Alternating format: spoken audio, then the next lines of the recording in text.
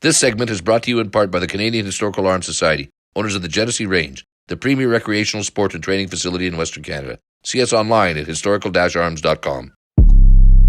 The Quiet Professional, a podcast about law enforcement, security, justice, and politics. We are digging deeper on the issues and going where the information takes us with access to experts and authorities. Welcome to The Quiet Professional. Hey everybody, welcome back to The Quiet Professional. Today we are going to be talking about human trafficking. And it's not just a crime type for the police to fight, but there are many other people involved, and I have one such person here. That would be Alana Stott. She is an author, producer, philanthropist, and anti-human trafficking consultant, just to name a few. She's worked in several businesses and industries, from bodyguard to bank manager, CEO of an intelligence-based security firm, and nonprofit consultant. Alana is the best-selling author of 5 books, from children's series to the business world. And pertaining directly to our topic today, she is the founder of Blue Rose Circle, where she uses 25 years of networks, partnerships, and skill sets to end human trafficking through various methodologies. And she is a certified human trafficking investigator. Very cool. Welcome, Alana. Thank you for having me. Maybe I'll start off by just right at the top real quick, asking about this certified human trafficking investigator. What is that? I've never heard of it. So, do you know what it is, Nathan? It's a qualification that just helps with what I'm doing. It's a certification that helps me speak with law enforcement. But honestly, I've been working in the area for 24 years. I've learned so many different things over the years. I was the person that left school at 15, so without the qualifications, but the school of life kind of thing. But as you go through life, you realize that some people just like to have a title. And so I thought I would go and do that, I think, and don't tell McAfee this, but I think it was a 8-month course, and I think I done it in about 48 hours. So it was pretty, just to get that. I received my MBE from King Charles in 2023 for my work in human trafficking. And I think the biggest surprise about that was, obviously it was amazing to get a great award, but one of the biggest surprises was how people kind of accepted me afterwards, because I don't have a degree and I don't have these things. So there is an element of, I'm a big believer in life skills and just learning things from the bottom up. But there is a certain portion of society that still want to see the certifications and this type of thing. So that's why I have that. You know what? It makes me think of what I do for work. And so I just newly promoted to sergeant in this past January. And you're a constable before that. I was saying the same things and preaching the same stuff when I was a constable. And then all of a sudden I did a test and an interview. And now people at different levels actually want to listen to what you have to say. You're like, I was the same person yesterday. So, maybe we'll start by talking a bit about you and how you got into this. It's not something for everybody. And it's definitely a tough area to be in, especially with some of the things you can see. So can you talk a little bit about what drew you into this work and how you kind of got Blue Rose started? So from my background, I grew up, my mum passed away when I was younger, so I was on my own for quite a significant amount of time. And not to delve into the story, but I was sexually assaulted by 2 men. I took them to court and put them to prison. But during the process, I was 17 at this time. And during that process, I learned about a lot of things like how the court system worked, how victim advocacy worked, and just how in general you were treated as a victim. So I got into working with things like the Rape Crisis Centre and working with various advocacy groups. And more I was learning about the different forms of sexual assault and things that happen. And human trafficking just kept coming up, but nobody really knew. I mean, this was 2000. Nobody really knew what it was, like what it was about. And we were learning all these different things. So it really drew me into that path. And really ever since then, I've been learning and developing and working on, I went from meeting my husband when he was in the special forces. We went, okay, we need to do task force. We need to rescue people. And then it was like, well, why are we rescuing people? Let's just stop it happening in the first place. So then it was Yeah. education and prevention. And then it was like, well, we've got all these people that have been hurt, so we need to do healing. So we've gone from various stages of trafficking and sexual trauma over the years. But yeah, that's where it started. Okay, very cool. You know what? Obviously you have personal experience dealing with the crime type. You have personal experience dealing with the justice system. That's not an easy process to go through.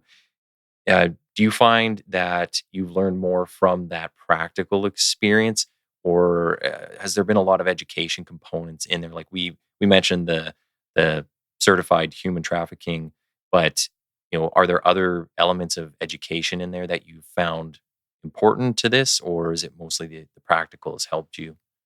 I would say there's a mixture of both. And probably if I was to like put it back to you, it would say, as a police officer, what is human trafficking? How would you answer that to me?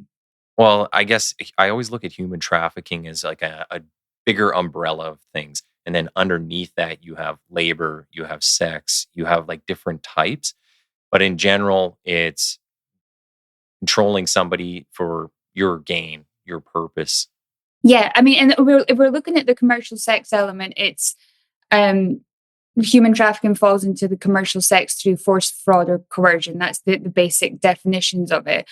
And I found that when I was talking to people, a lot of people wanted information, but they don't know what it is. You've got the UN definition, which slightly differs from how America deals with it, maybe how Canada deals with it. So there isn't really an international, although they do have the UN protocols, people have beliefs of different Yeah. ideas of what it is. Like, what is labor trafficking? What is sex trafficking? What's the difference between smuggling and trafficking? So it's trying to get this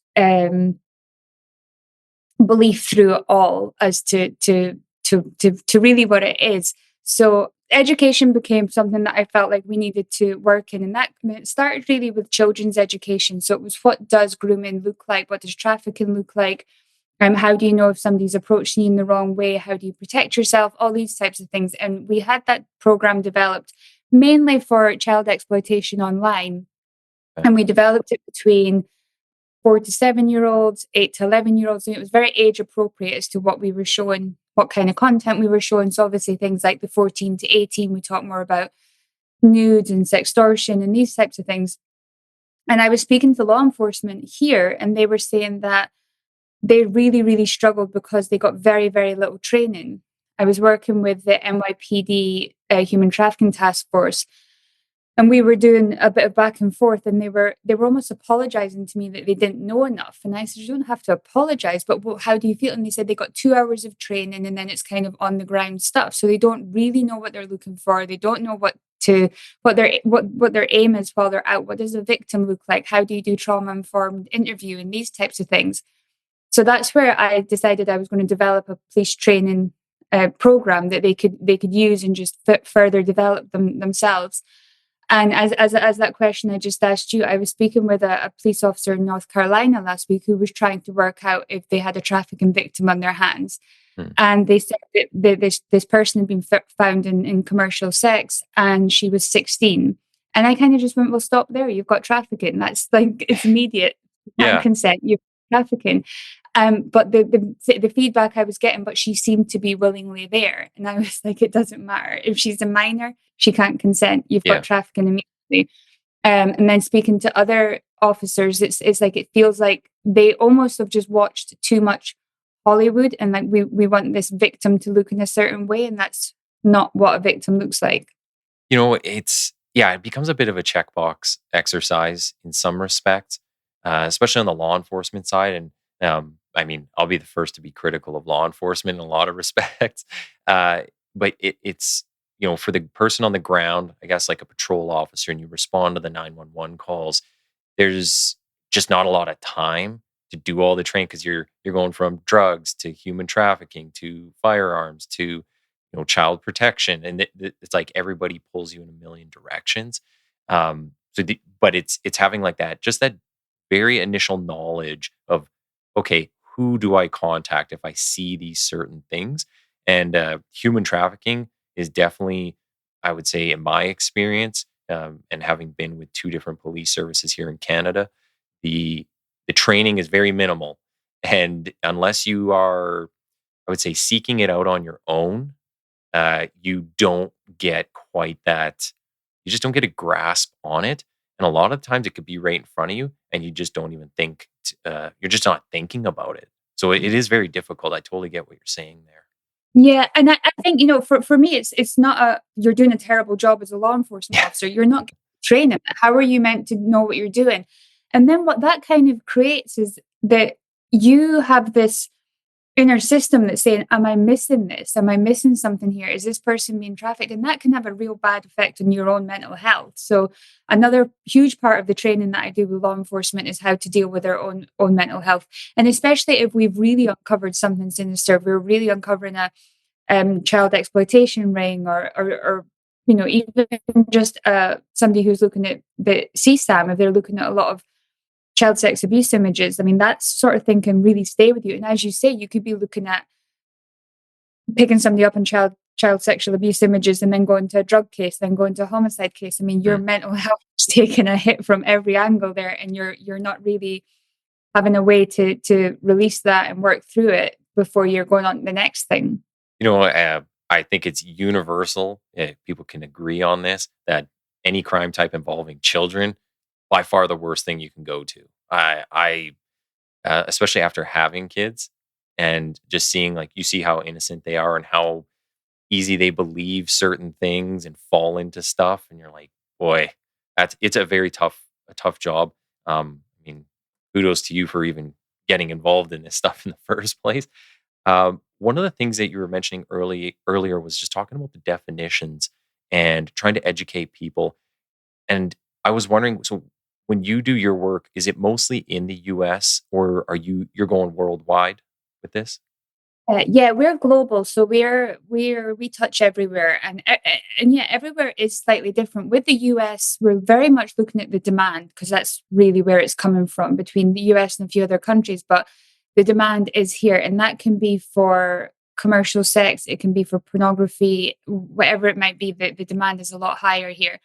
Um, but we're dealing with, things like maybe the Middle East are taking more African, Filipino. There's a lot more slave labor in China, Cambodia, these types of areas. So we Yeah. have to kind of take it from everybody, because it is a global issue. And if we deal with it more insular, and the US can be quite difficult as well in itself, because the way that I see it is we're dealing with 50 different countries, because Yeah. every state has a different law, every state has a different belief, a different training method. And even then, when it comes even smaller, like each county deals with things differently, each city deals with things differently. I can have sometimes real issues getting the PD and the sheriff's department to even come together and work on things. So we can have the city's police department doesn't want to work with the county department, and it doesn't work with the sheriff, and then it won't work with the victim advocacy groups, and then you can't. So that what that does is creates the perfect breeding ground for traffickers, because around the world it's crossing borders. Like, that's how you get away with most things, is cross the borders and confuse Yeah. law enforcement. Whereas here it's really easy to do. We have the same issues in Canada. I would say with service to service, I see it's not as, it doesn't sound quite the same as the US, where up here, I think it's easier to work with other services. We seem to get along a little more. But as soon as you cross borders, or even just from one city to the next, or a city to a small town, you're using different police databases. You're using different systems. They're not talking to each other. So that is a real issue. It's the info and the intel sharing. And then people sometimes do use different definitions. But I'm wondering, how do you go into somewhere that's not a Western type country, and even begin to work with them, because you're dealing with different ideologies, the politics are so different. Like, how do you even get started in Yeah. there? So I think we have to go in firstly non-judgmental, and unfortunately, a lot of the organizations that do go in, even with the best of intentions, they can have a certain set of agendas. So you'll find that a lot of nonprofits work in maybe the religious space, or Christianity it's got a lot of nonprofit influence around the world, and that can sometimes be taken back. I always come in as an outsider. You're showing me your country, you're showing me how things operate here. An example would be in Uganda, we had a village, and basically the mums were selling the children. It was an under 8-year-old community, and it was $1 for people to come. Okay. And that's probably most description I'll give you. But when we were talking with the parents, they really believed that they were doing good because the $1 that they were getting for selling their child was able to feed the family and able to do the things that they were doing. Wow. They had no idea of the effects on this kid, the psychological, the damage, the physical damage. It just felt like their only way out. And because other people were doing it, and because it was pretty normal in that village, they didn't really have the education to understand that this wasn't good. And I know that, anybody listening to this from the Western world would be like, that's bullshit. Of course they know the damage. Like, that's coming from a perspective that we know it. We've been taught it. We've gone to school. A lot of these people never went to school. A lot of them have never experienced, like, they don't know what trauma care is, or they don't know what mental health is. They don't know any of these things. They just know that they're hungry and that their family needs food, and here's a way for them to make some money. So giving them that bit of education and giving them a way out. And how we work with our human trafficking programs is we collaborate with as many different organizations as possible, so that we're looking at building sustainable communities so that they can grow food, so that they can sell products, so they can do other things that doesn't involve harm to their children. Just the same as child labor, or when you see children walking for 30 miles with water on their backs, it's like, let's find a new way. And the kind of Western society have come in, and they'll maybe see that there's minerals here, or there's something that can be bought from this land, so we're going to take it and we're going to export all this raw goods.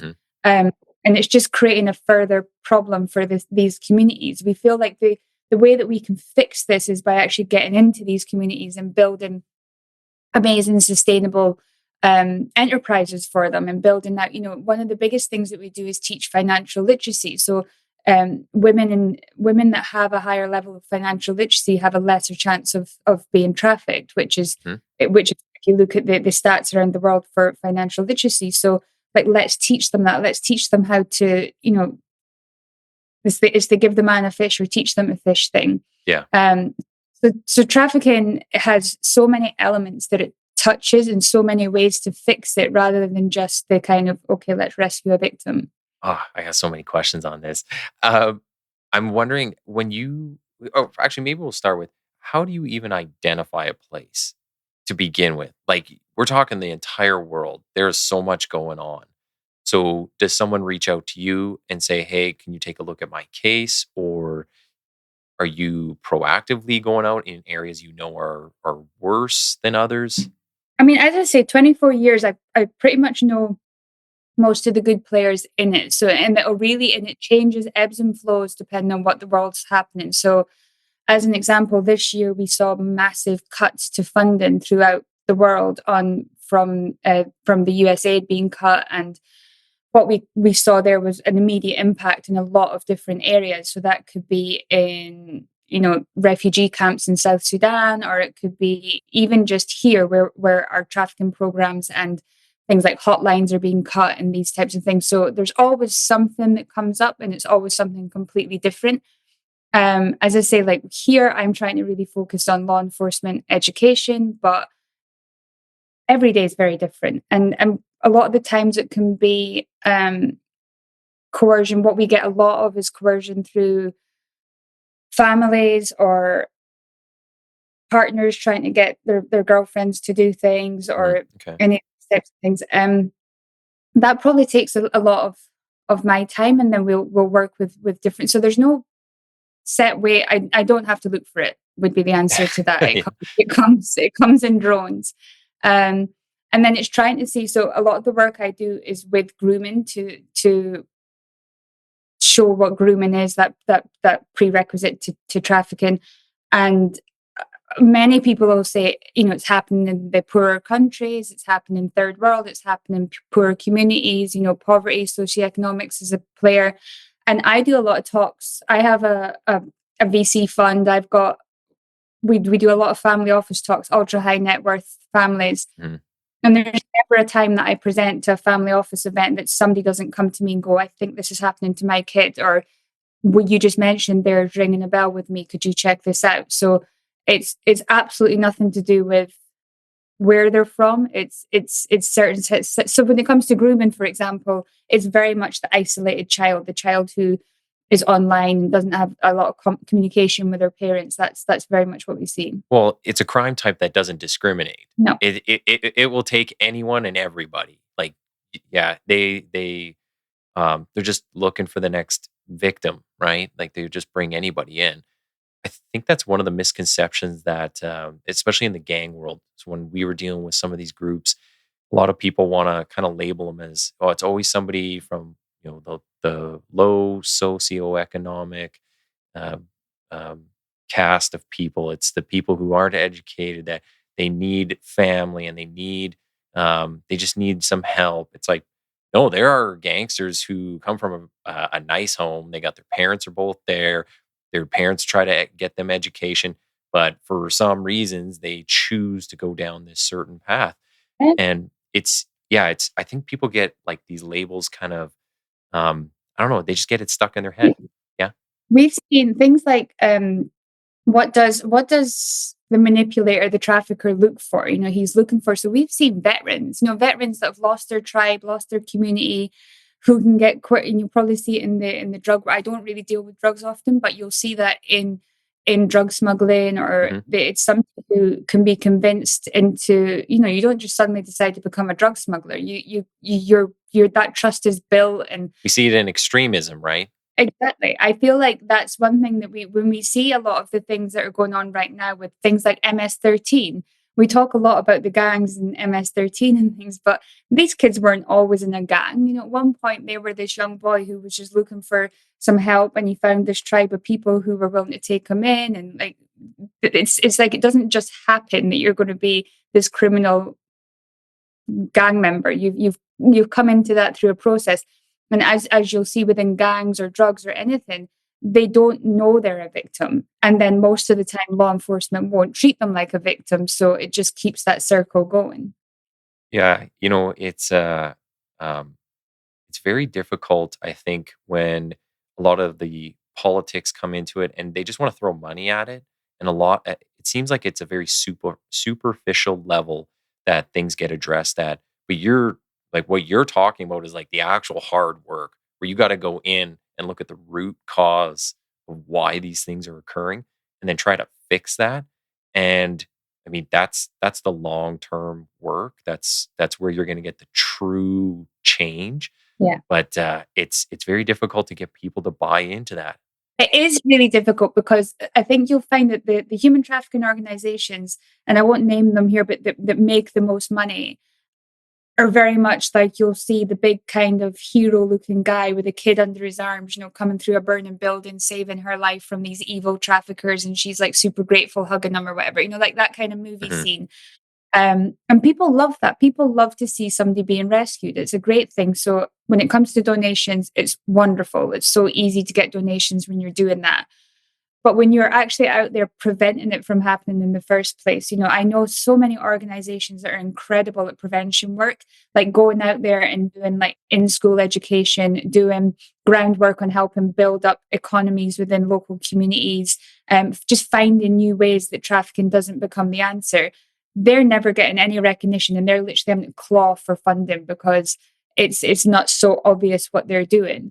But it is the way to fix it, is to get these, let's just stop it happening in the first place by fixing the issues that have caused it. Yeah. Just having a little bit of focus on the outside North America for a second. What level of acceptance do you find from local governments, from local communities, when you come in and you're saying, hey, I want to talk to you about this? does that depend on just the country, or do you find certain, I don't know, certain groups of people are more willing to work with you, some are not? Like, is there a more difficult part of the world to Um, work in? Personally, I've never had a problem. I have a certain way of entering a group of people that I'm not going to be offensive. Okay. I'm coming in to help in the system. I think one of the worst things you can do when approaching another country to help is come in as the savior who's going to fix it all, because they're already doing a lot of work. They're already, if we take Cambodia as an example, Mm, those guys are out there every day. The Human Trafficking Task Force are doing incredible work, but they rarely get recognized because they'll get the organizations that come from outside who kind of take a lot of the credit for the work that they've already done. Anything that we do to assist them and to move, like, okay, what do you need? How do you need to make this happen? Right. You need more funding, I'll get you more funding. You need an expert in AI, let's find that person, let's do that. And we just give it to them so that they can create it. We're not out there, taking credit and doing these things. And we also, on the ground information is what you need. You need that local fixers, and the local people are going to give you the intelligence that yeah. if you go in there kind of arrogantly thinking that you're coming to save the day, they might give you something depending on what you're bringing, but they're really not going to be able to know. You need to get on the floor and eat with them. You need to sleep the same way that they're sleeping. You need to be, give them that trust that you're here to support them and not coming to almost feel like you need some sort of sainthood for what you're doing. Do you ever run into other organizations, such as what yours is, and I don't know. I guess it wouldn't be I wouldn't call it a rivalry, but do you run into others out there who are kind of doing something, and you go, well, no, like I want to do it this way. Like, do you run into issues with other organizations, maybe how they conduct their business? Yeah, and I'm not a big I don't really like to speak badly of other people, but so the ones that really drive me crazy is the ones that are saying that they're doing it right. And that, especially if it comes with a religious element, like they Mm, want that community to change. If we take a place like Haiti, for example, Haiti does have Christian beliefs, but it does have very strong voodoo beliefs as well. And a lot of people will be like, voodoo's evil and it's bad.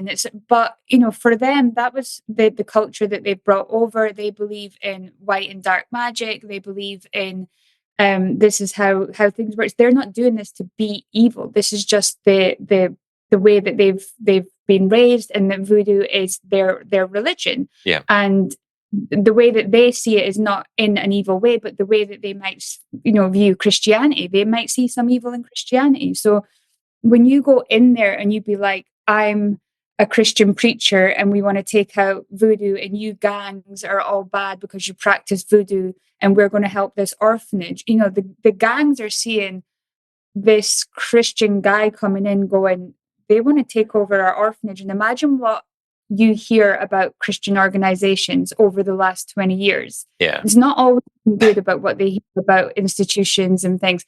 So they have that vision, this is what they're doing. So it becomes almost like a battle that this one is doing this, and that because there's zero communication between them, because they come in a bit gung-ho, they come in like they're going to save the day. They know that there's a lot of money going in a lot of these orphanages as well. They know that there's millions of dollars, and they're not really seeing the benefit. So it just comes down to this huge communication gap and this misunderstanding of local communities and local religions. From that's probably my biggest bugbear when you come in with an agenda.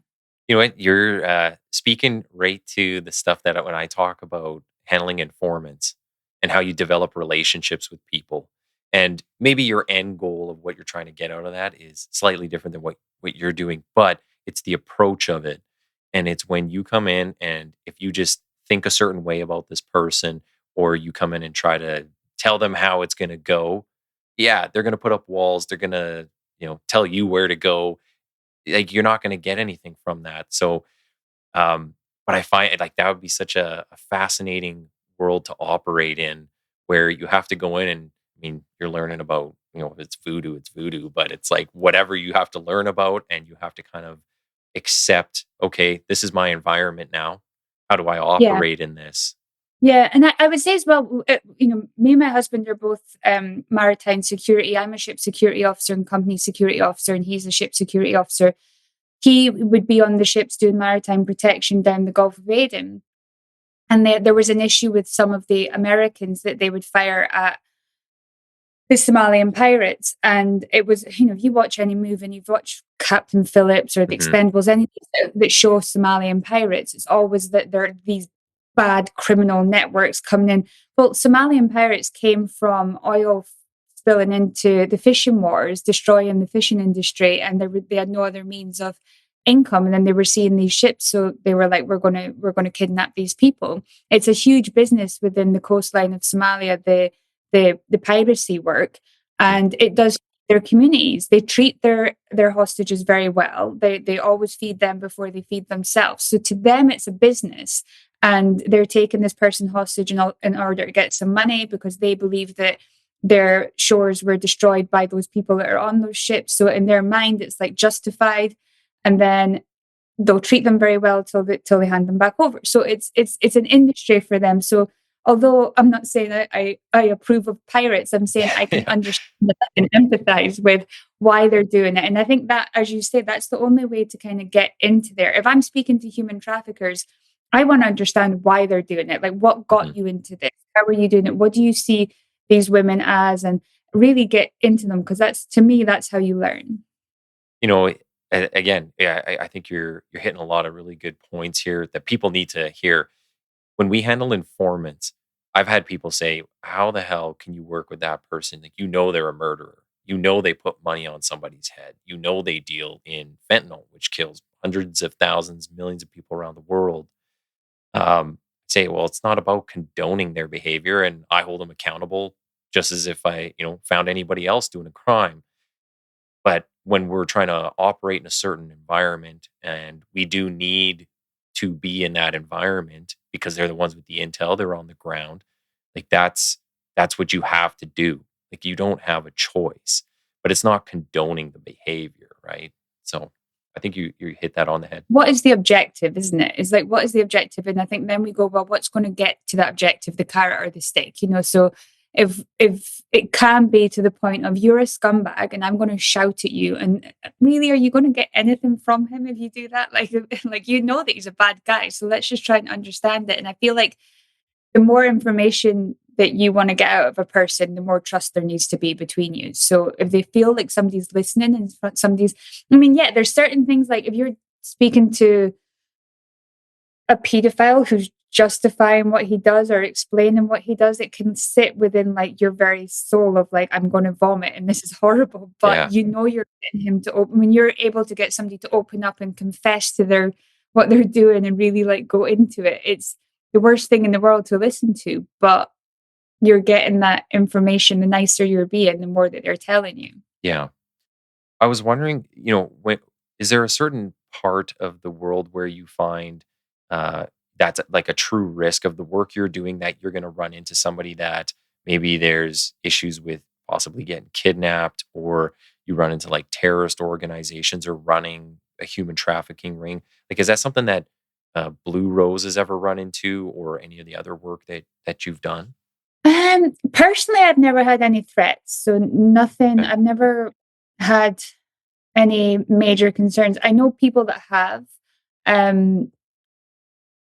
As I say, I've never really. It's never really become an issue to me. I know that when we do send groups into places like Colombia or high risk kidnap areas, that we'll definitely put security on there, but. No, it's not something. We're pretty strategic about where we go and what we do and how we do it. And even if we're doing things within Mexico, for example, we've had times where we've had to go into certain places. So we'll actually discuss with the cartel what we're going to do, so that they understand why we're there and what we're doing. And we've actually, and this is going to sound crazy, but we've actually always had great cooperation from people like the cartel. Because they actually don't want a lot of the stuff. Like, the cartel's becoming more of a business, and a lot of the smaller fractions that are doing the trafficking, the bigger people don't really want that, and they want to run more like a business. I'm trying to think of anywhere else that we've had. Probably the biggest pushback we get is cities where the people in power are involved. Okay. That's when we don't get so much buy into the training or buy into the work that we want to do. And it was definitely, there's times that we've been dealing with victims where they've been like, we can't go here, we can't do this because that judge is involved or that politician's involved, and we've got to be really careful with that type of thing. So Okay. Well, that's funny that you're saying like just about some of the cartel stuff and they'll cooperate. How do you even reach out to these people in the first place? It's not like you just wander around and ask for them, right? How do you get again, in it's touch? down the local fixers. When they know what we're doing, they know who it is that's in control of that area. So it's all about Mm, getting the person around. And this is what blows my mind when people just go into countries like without having the local people on the ground searching. That's when it becomes a bit gung-ho and a bit crazy. And we've been asked to go in on tasks for people before, and people have said like, we're going to do this, and I'm like, that's bullshit. Like, you're yeah. not going to do that. Like, nobody's going to let you come, and you're putting yourself at very high risk by doing that. So just stop. Like, I know that you've maybe watched one too many Hollywood movies, but hmm just let's not do that. Is there anyone so we were talking a bit about the security. Is there anybody that you like, do you reach out to local people to do the security, or are you able to bring in your own security if that's a concern? So we have our own security company, and then we have all our partners around the world. So we've had our security company since 2011, and we have pretty good network of subcontractors. So, but I was going to say the one area that is the biggest difficult, probably I haven't done huge amounts in Canada, but it's very similar there from the people that I know there, is getting in with the tribal communities. That's one of the hardest Mm. kind of barrier that we come across, is trying to get the tribal law enforcement and the So it'd be like the indigenous and stuff, like those groups? yeah, Okay. yeah, the indigenous groups. And really, because a lot of the trafficking and the sexual trauma that's going on within there, it can be in with the communities themselves. There could be like rules and things that we don't quite understand, but there is a high level of trafficking goes on within communities. And that's not to say that they're to blame for that. I mean, like, a mixture of both Western and indigenous has caused it to happen. So what we try and do is we try and partner with tribal councils to provide sexual trauma training and provide human trafficking training, but we have to kind of do a lot of work to be allowed to do that and to respect their ways and respect their cultures and respect that sometimes, especially with sexual trauma or child abuse or historic child abuse and generational traumas, that can be quite a touchy subject, because it could be the elder that committed those things, and Yeah. you can't disrespect that elder, but you've still got to kind of deal with this trauma that's in front of you. So how do you do that without bringing in a whole load of trouble to the community? So we've got to tiptoe around that very gently. If you run into a community like that, uh, what do you do with the victim then? Like if they're, you know, if you're even able to get them out of that life, where do you send them? Like where do you bring in those resources to do all the follow up? Again, that's trying to work with the community. We generally try and partner with people in the community that are already doing it, that are willing to take us Mm, on board to help, and building out that, because if we can break those generational cycles, because there's so much work being done between the indigenous communities, they are really, really working hard, but they don't get a lot of the resources that maybe outside of the communities that are available. So it's trying to partner them with the right funding and the right programs that can help, because what you'll often find is that through sexual trauma is a cycle. It's the next generation, it's trying to break that. And we might not be able to fix historical issues and go back through everything that's happened, but let's just stop this part happening. This person needs help right now. How can we do that? And how can we show that we need to stop that going forward? yeah, I find like the generational stuff is very difficult to deal with. Uh, trying to tell somebody like the whole way you've been living your life is not good, and we need you to like almost cold turkey. Like we're just gonna slam a wall down here, and all of a sudden you're gonna start living a different life, and you got to have some different thoughts and beliefs on things.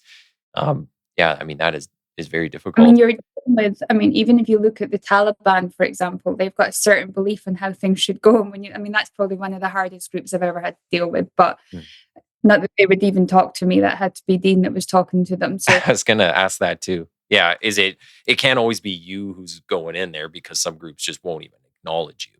yeah, and I respect that as their group. Like, I'm not going to, a lot of times that can become a bugbear. And I'm like, no, they're not going to talk to me. So what's the point of me banging my head against a wall to try and force them to change their belief? Whereas I know that Dean could sit down with them and Dean could put very subtle cues in to know that the woman is important and that we need to change that. We had the Taliban almost agreeing to education.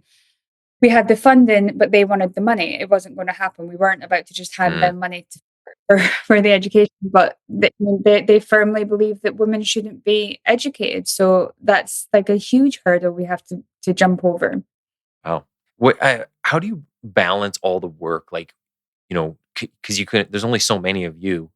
So how do you have to say no to a whole bunch of cases or opportunities?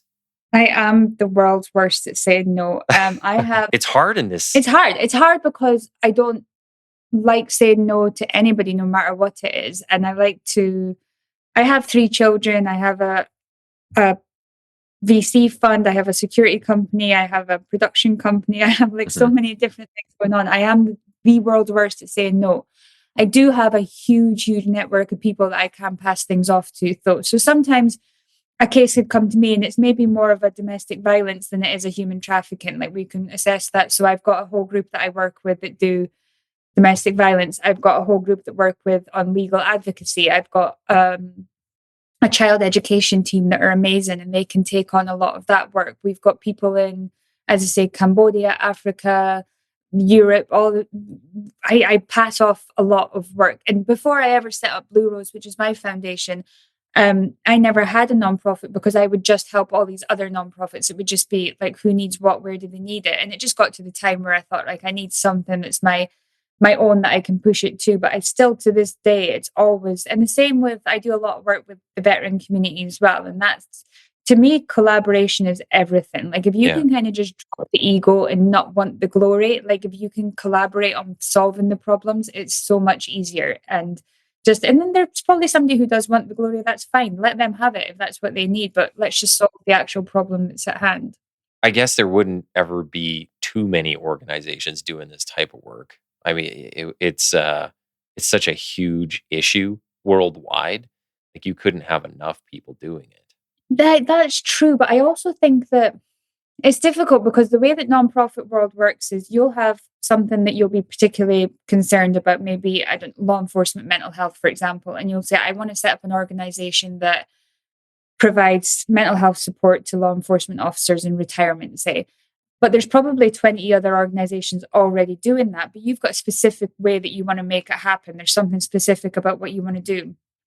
Most people then just go and set up on their own rather than reaching out to one of these other organizations and saying, let me build this arm for you out of here. And then before you know it, I mean, I remember in the UK when we done the mental health campaign, and that was when my husband cycled from Argentina to Alaska and broke 2 world records, and we raised money for this mental health campaign. And we had, at the time in the UK, there was 2,000 veteran mental health charities. And they all had great intentions, but I always believe, like, if you could all just work together and just pull together on what you're doing, it would just have such a better result. So yeah, I get that there can't be too many people interested in helping. But then, of course, there's the flip side of when a nonprofit becomes too big, we forget what the actual thing that we were trying to solve is. It almost becomes, it's more interested in selling merchandise and then fixing the problem. So I think that for sure, if any nonprofit out there, no matter what you're doing, if you're not collaborating, you're not doing it justice, whatever your cause is. Like, get out there and meet other nonprofits. A lot of the pushback I get on that is, but there's only so much funding. And that 1000% is not true. There's funding available. And when you collaborate, there's way more funding available. Like, there's more people that will fund your cause if you collaborate with other, and that's like an utter promise from me. If you find collaboration, find more funding. This makes me think of all the stuff we deal with around homelessness, with harm reduction and drugs that we see on the streets. And just talking about the fragmentation of some of these organizations, there's so much government funding. Like we're getting into the billions that have been given out for these things. And I think when we have a lot of fragmentation in the organizations, we lose some of that accountability of where the dollars go.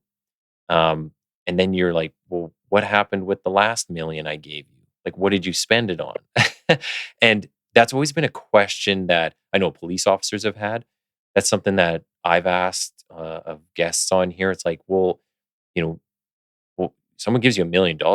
I would think like, wow, you could probably solve a lot of stuff with $1 million, but maybe I'm wrong. Maybe that's not a lot of money when it comes to this. But I just feel like you never see or hear of those dollars half the time, and then you go, well, how much money do we need to fix this? Because we don't have infinite pools. Yeah. So I guess that's difficult. I think if you take the world's greatest problems, whether that's poverty, homelessness, food scarcity, human trafficking, veteran, you name it, whatever your cause is, there's been so much money thrown out over the years. So much money has been thrown out, and every single one of them is getting worse. Homelessness, poverty, food shortages, they're all getting worse, and we're putting all this money.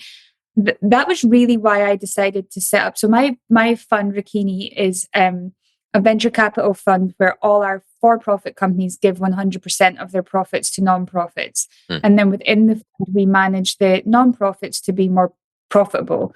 And the idea is that right now, if you look at what happened with USAID, when they cut their funding, nonprofits were going down within a week of USAID being cut. Like they were completely. So if you took that as a business model, if you're not diversifying your portfolio as a business model, that would be a poor business plan. Yeah. So as a nonprofit, if you're only relying on government grants, it is a poor business model in the way that government can either pull that grant, they can restrict that grant, they can tell you how it needs spending.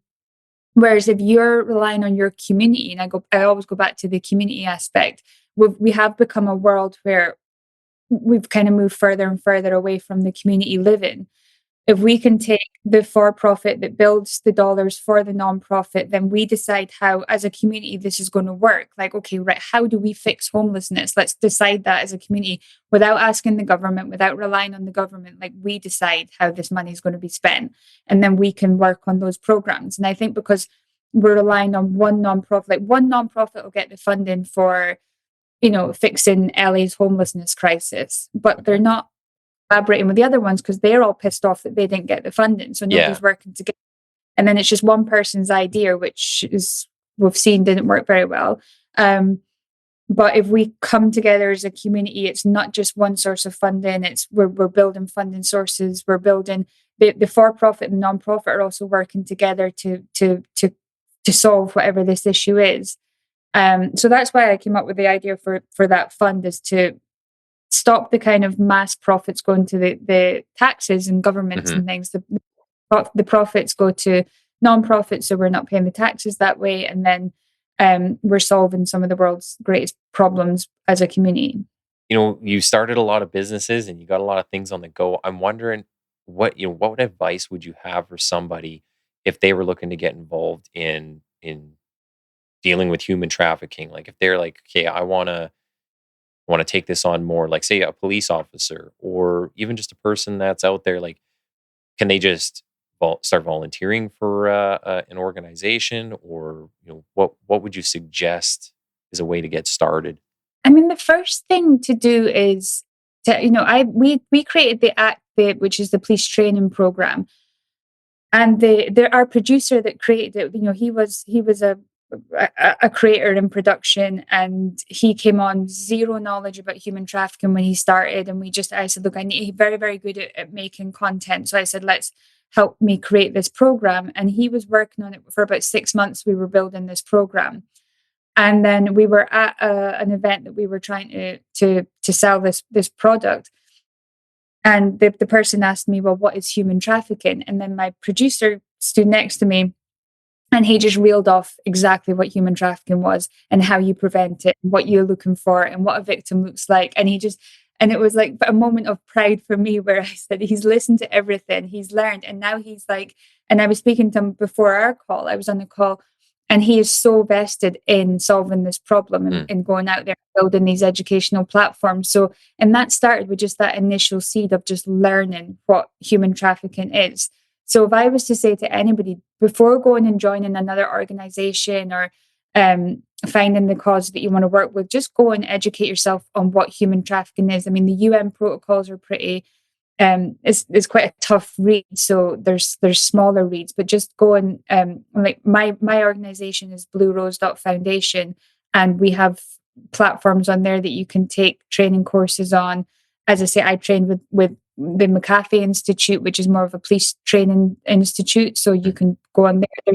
There's so many different trafficking courses that you can take. But even just doing some Google searching and finding out like the stats on trafficking, what trafficking is, all the organ trafficking, labor trafficking, sex trafficking, why it happens, what grooming is. There's just, you can go and educate yourself first, and then say, actually, do you know really where I want to work is the education, or I want to work on the task force, or I want to do this. Then go and find an organization that partners with that. And my number one advice for doing that type of thing is check in the US, it's your 990. The Charity Commission in the UK, I'm not 100% on Canada, but just wherever, every single charity has to report their on returns. Just have a read of that. Make sure that the money is going where they say it's meant to go. So it's like if they're taking $1 million in and the CEO is getting 800,000 salary, that's maybe the place you want to be putting your money to or your time to. That's everything from whatever martial arts gym you go to combating human trafficking. Check credentials. Do your due diligence. You got to look into it. I'm wondering, so, and you've mentioned the UN a couple times. So when you go out and you're operating in this world, is that, when it comes to the legality of things, is that kind of what you fall under when you're out there trying to educate and then do things in the community? I'm not a diplomat, so I don't fall into diplomatic status or anything. I'm just a civilian. I don't have law enforcement. This is why I work with the people that do have that. So I'm sure that I have to keep, and I have heard people that don't, but I stick within the laws of those countries always. And I feel like that's the best. I understand that some people will go in and do things that might be outside the law. The reason that I stick within the laws, for example, when we evacuated 1,200 people out of Afghanistan in 21, every single one of the people that we got out, we made sure they had the correct paperwork. Everything was done 100% so that wherever we were moving them to, they had their visas, they had the ability to live in that place, and that weren't going to be at further harm. A lot of people were picking people out of Afghanistan and just dropping them in other countries, Pakistan, Colombia, with some of them, without the correct paperwork. So yes, we got them out of harm. They got them out of harm's way in that moment, but then now they're left without. So a lot of the work that we're doing right now is people that are in safe houses, that because Pakistan and Afghanistan have agreed on a return.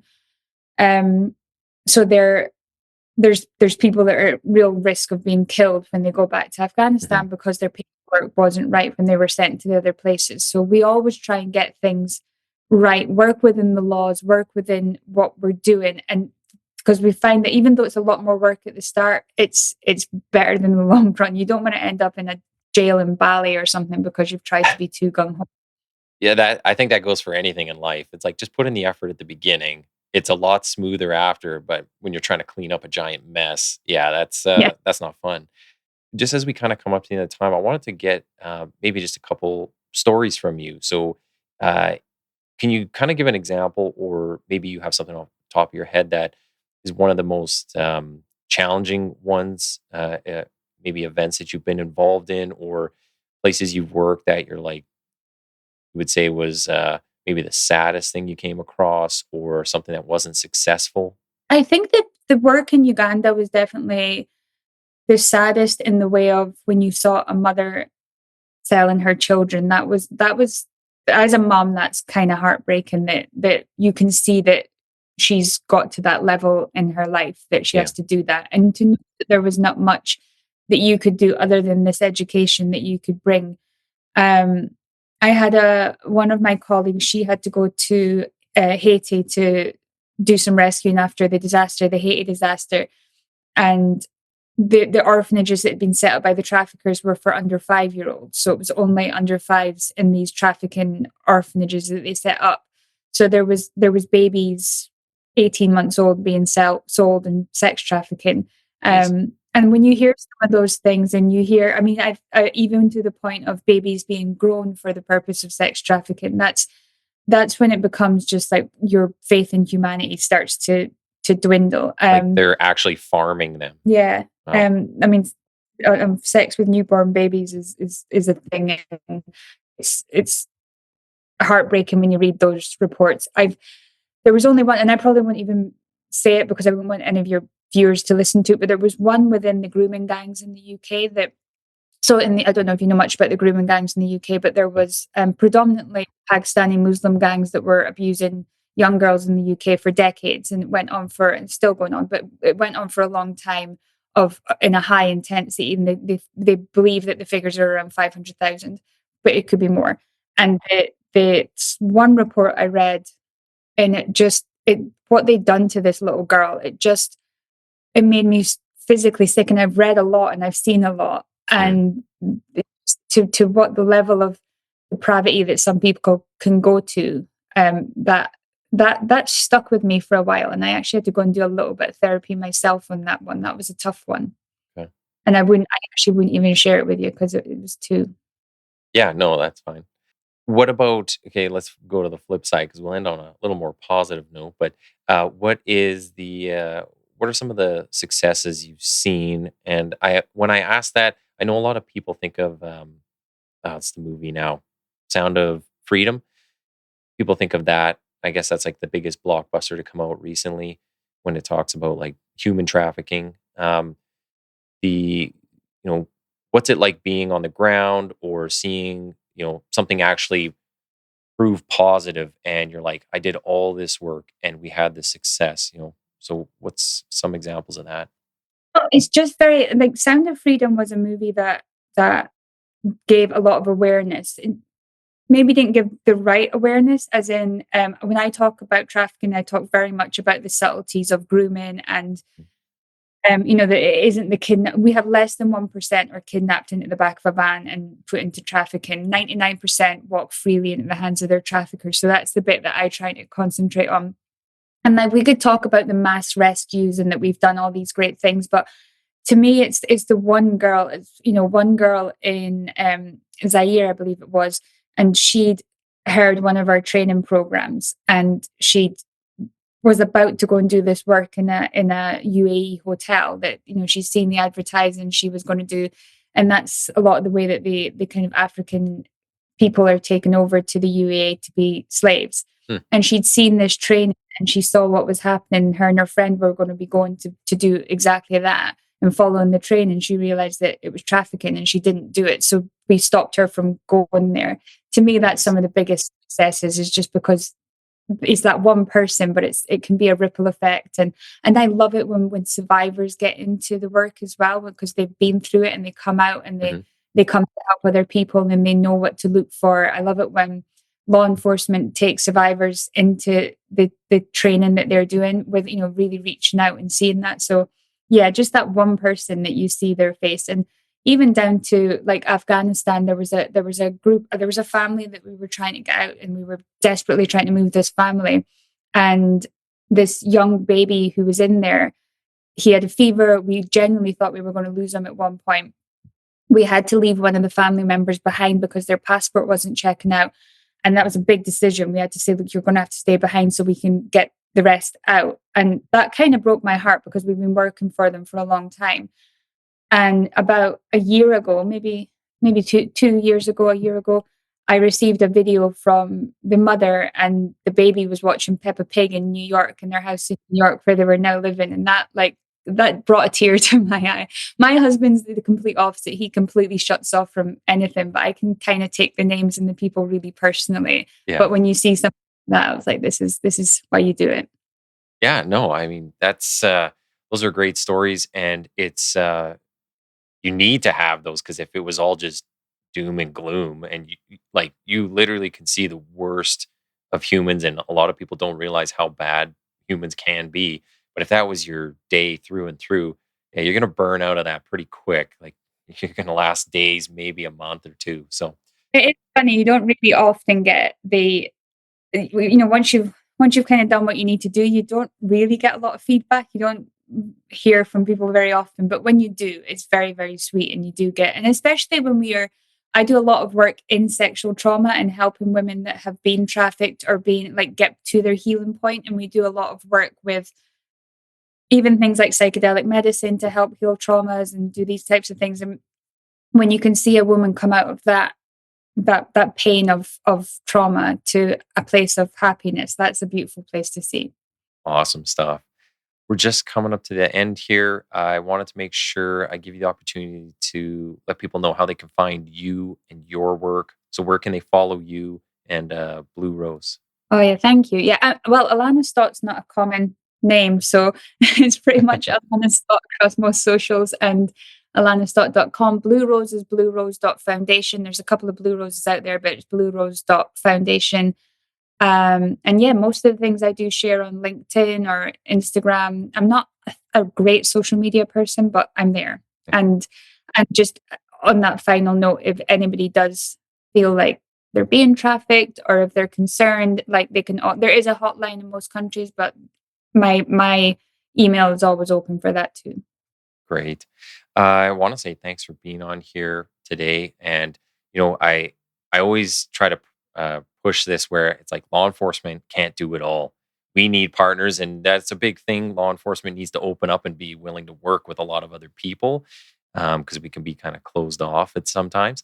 But you know what? I really do appreciate the work that you're doing.